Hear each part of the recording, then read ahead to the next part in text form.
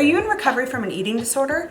As we go through the process of recovery, many of us face the challenge of developing a healthy relationship with exercise. How do you find the balance between being active for your physical health and engaging activities that may actually trigger your eating disorder thoughts and behaviors? In today's video, I chat with personal trainer and life coach Alicia Patinsky of You Are Weightless about how you can do just that. I'm Meredith McKenzie of Parallel Wellness. On this channel, we explore topics that bring clients to our therapy practice every day. You'll find tips and strategies that you can make your own to enhance your everyday life and manage your mental wellness. So subscribe to the channel and hit the bell in the corner so you're notified when we post new videos. We publish every Wednesday. So I'm here today with Alicia Patinsky of You Are Weightless, and she is a personal trainer and life coach. Today we're going to be talking about orthorexia, eating disorders, and how to get back into an exercise regime once you've been in recovery for a little bit from your eating disorder. Alicia specializes in work with people who have recovered from eating disorders, particularly in personal training and nutrition, and so maybe you can tell us a little bit more about that work that you do. Yeah, so I do work with some clients who have reached a point in their recovery where they are cleared to exercise. And because of my own history, having battled an eating disorder, and my background with life coaching, then I can help them mentally ease back into fitness as well as the physical aspects of that.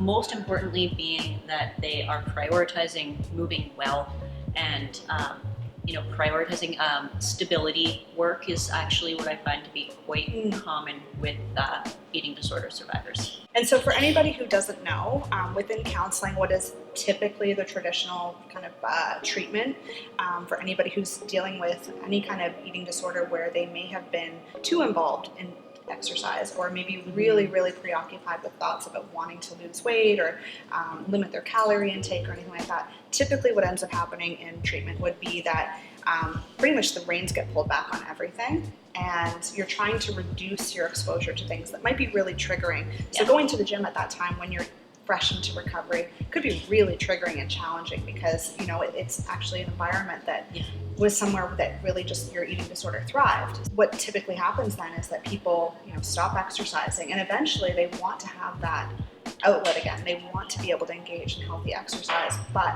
it feels like such a dangerous place. So maybe you can give us a little bit more information about what you experience with working with these people and how you help them to get back into the gym.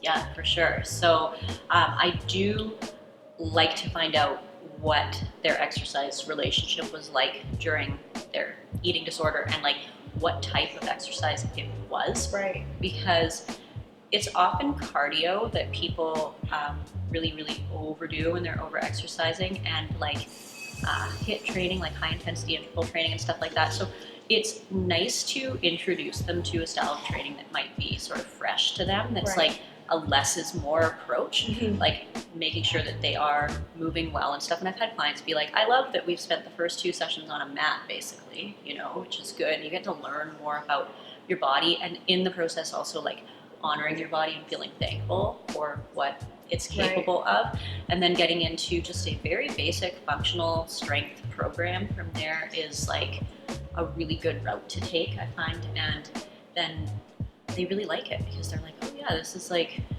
so much better than what I was doing before. It sounds like it's a total shift between what they were originally doing. And when you said cardio and maybe HIIT training, my understanding of that would be that maybe it's the people when they were more in their eating disorder state, trying to get bang for their buck, or really capitalize on the output of their energy rather than doing what necessarily feels good for their body or something that they really enjoy. Yeah. And something that's more sustainable too, because there are a lot of different styles of exercise. There's a lot of different styles of training and different sports out there. But regardless of what type of sport someone's doing, like I know endurance athletes who cross train in the gym doing strength training. Like it's the bread and butter of like everything, you know? So it's a great place to be if you can consistently do that, especially for those of us who have had restrictive eating disorders. Improving our bone density is really important. So, can you talk a little bit more about what happens with individuals with eating disorders with their bone density? Yeah, I mean, if you're not eating enough and if you're underweight, then your bone density decreases, which puts you at a higher risk for osteoporosis. Right. Which, as we age, our bone density does naturally decrease anyways, but there are things that we can do to put ourselves in a better place, and that includes like lifting weights, body weighted strength training even. Like, I would never have somebody, do a squat with weights before they can like properly do one without weights and stuff like that. But resistance training is so good for our health, and it's also good for our mental health, because there's more of a like sense of accomplishment, I find, with that than just like we were saying, like try to get the best bang for your buck doing all the HIIT training or like all this. There's not really a sense of accomplishment at the end of that. It's Right. just more of a like, sort of a sense of chaos, and then You've like checked it off the list. checked off the list, Yeah. where it's like, oh, I lifted like 5 pounds more with this lift than I did last time. Like, Right. that's cool. There's just a little bit more of like small goals that you can hit, and that's good for your self-esteem.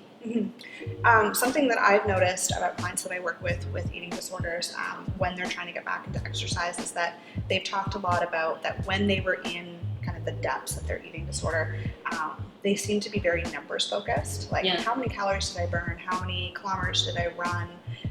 And it's very kind of outside of themselves. Mm-hmm. And it's about achieving, like, let's get more of this and accumulating. Yeah. And something that I often talk with them about is like, okay, well, how do we like forget that, and how do we talk about how you feel when you're exercising, Yeah. and the benefits of it, not necessarily because you're getting some kind of validation that you exercised and I should feel good about this, but more, I feel strong, I feel proud of myself, I actually feel tired now, and it helped my anxiety a little bit.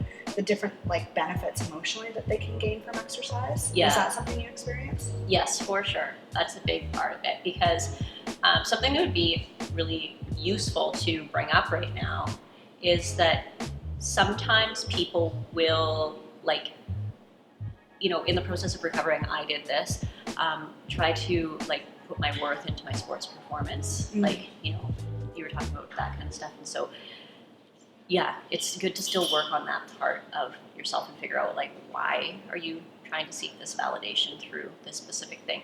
There's a difference with being like, oh, this is a fun goal to work towards, and I feel like happy to be consistent in a routine, and feeling really, really tied to the numbers, like you were saying. Right. Right. Like, when is this something that's fun and enjoyable and a great hobby and an outlet for myself, versus something that is essentially driving my existence? Mm-hmm. Totally. Because it's so important to like detach from these like identities that we give ourselves, Mm-hmm. like thinking like I'm, this. And I've heard people describe themselves as that when you meet them in the fitness industry in general. Right. In general, like, I'm a CrossFitter, I'm a bodybuilder, I'm a powerlifter, I'm this, I'm that. And it's like, okay, like that's something that you do, but that's not Right. who you are. Like, Right. it's just something that you do. Yeah, that's really interesting. I think we a lot of us have maybe some stereotypical understandings of what eating disorders are. Some of us may know a little bit more, and that may be why you're coming to the channel today.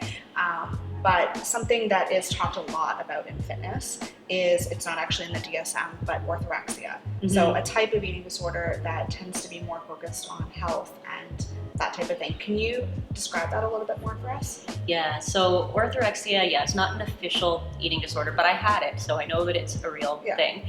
And it's when the intention to like eat healthy just goes so far that it's unhealthy. They've called it the clean eating disorder. Right. So it's like an obsession with clean eating. And in my case, and in different cases that I've been aware of, I used to life coach people with orthorexia.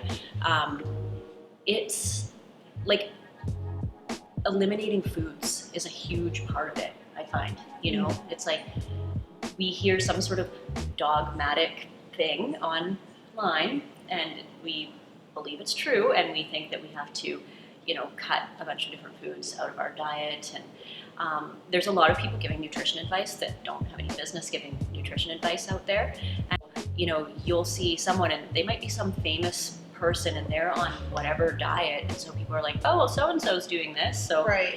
that must be the best thing for me too. And it's like, And there's a lot of credibility that comes with fame or infamy. Yeah, for sure. And so, orthorexia, being obsessed about what you're eating, maybe obsessed with what time you're eating, and like how many meals you eat in a day. We see that a lot in like, fitness culture, of having like 6 small meals a day that are all like pretty much identical, and like not much variety, and like all of these sorts of things. And I think that a lot of it like roots back to this thought that like this word clean as equating to good, and like I'm a good person if I eat this way. It's like it's a virtuous thing, Right. because like deep down inside the person struggling doesn't feel good enough, and so they're trying to feel good enough through their diet. Right. As There's this one opposed- thing that I can Yeah. pursue and achieve and make myself feel better. Yeah, for sure. And I find that like, we see so much disordered eating online where it's like there's a group that's like, this is like the keto group, and all these people are, and they introduce themselves by being like, I eat keto, so do you, and like da, da, da. There's actually a keto conference recently. Yes, I saw that, and I'm thinking like, this is really getting to a different place here, that we're like, choosing friends and acquaintances based on how we eat and stuff like that, Yeah. And I always think of eating disorders as, again, with that spectrum of, there's the healthy, kind of balanced way of looking at food and exercise, and then it's taking anything to the extreme. And so also making things very black and white in that process. So the other thing I understand about orthorexia that often happens is, we talk about, trying to balance your macronutrients and making sure that you're, eating a balanced type of balanced eating. Yeah. It's more kind of, I'm making sure that I'm getting exactly this calculation of foods, and I'm really focused on micronutrients and making sure that I'm getting all of that, and really focused on the health aspects. So I think also in some ways too, there's a lot of validation in fitness and just in our society in general, because from the outside it looks like you're being very healthy. Yeah. And we get a lot of recognition for that. It's true. And like there are definitely, yes, we should be eating like balanced and eating nutrient dense food for the most part is great, but it's not going to harm a person if you eat a cookie, if you want a cookie. Like it's not. Yeah, you should check out her Instagram, because she has some really good, when you do your stories about all the food that you're eating, and kind of just nixing that idea that you can't be having fun foods in your life. And yeah, it's so important to have fun foods, and to be spontaneous with food is a wonderful thing, because in recovery there are certain people that it really depends on like what's happening with your hormones, like your hunger hormones. If they're heightened, then you're going to be really hungry. If they're suppressed, then you may need to have some guidance with your nutrition, like to have a caloric goal, like a high caloric goal, not like what you would have thought before, and stuff like that. Like there's definitely a place for that type of thing, and it depends on the individual. In my past, it was good for me because I had no hunger signals to like hold myself accountable to eating enough. But then you get to a point where you don't need to do that anymore, and you do truly live in food freedom. You don't think about it.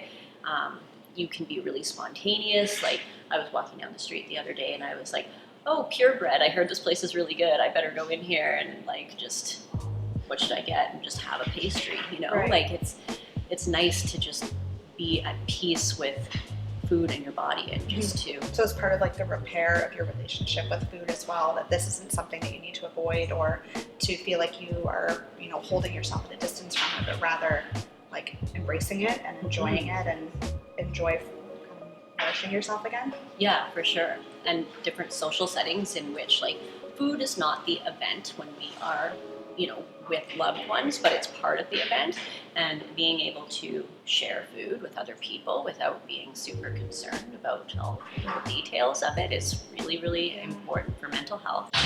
This was a great conversation today, and I really appreciate you coming in and talking about orthorexia and your experience in personal training and doing life coaching with individuals with orthorexia and other eating disorders. If you have any questions about orthorexia, because again, I think a lot of people can, see the way people are exercising, and we talk about exercise so frequently in our everyday lives that there is so much validation for it. So if you do have any questions about what is orthorexia and what is disordered eating, may I have disordered eating, please put the comments in the comment section below. You can also contact us. We'd be happy to work with you. We do work with clients in the Burnaby and Vancouver area with different varying levels of eating disorders and disordered eating. You can check out our website at parallelwellness.ca, and in the top right corner there's a book online button that you can go to and work with one of our counselors. And for Alicia, how would somebody work with you? You can visit my website, which is youarewaitless.com. Send me an email, alicia@youarewaitless.com, or book in through the website. And you can follow me on Instagram, you_are_weightless. Great. So if you'd like to see more videos like this, don't forget to like the video and subscribe, because we're going to be uploading new videos on a weekly basis. We're working with our experts right now to learn more about how we can work with allied professionals in counseling to be able to have a real holistic approach to helping people through their challenges. And we hope to see you in more videos.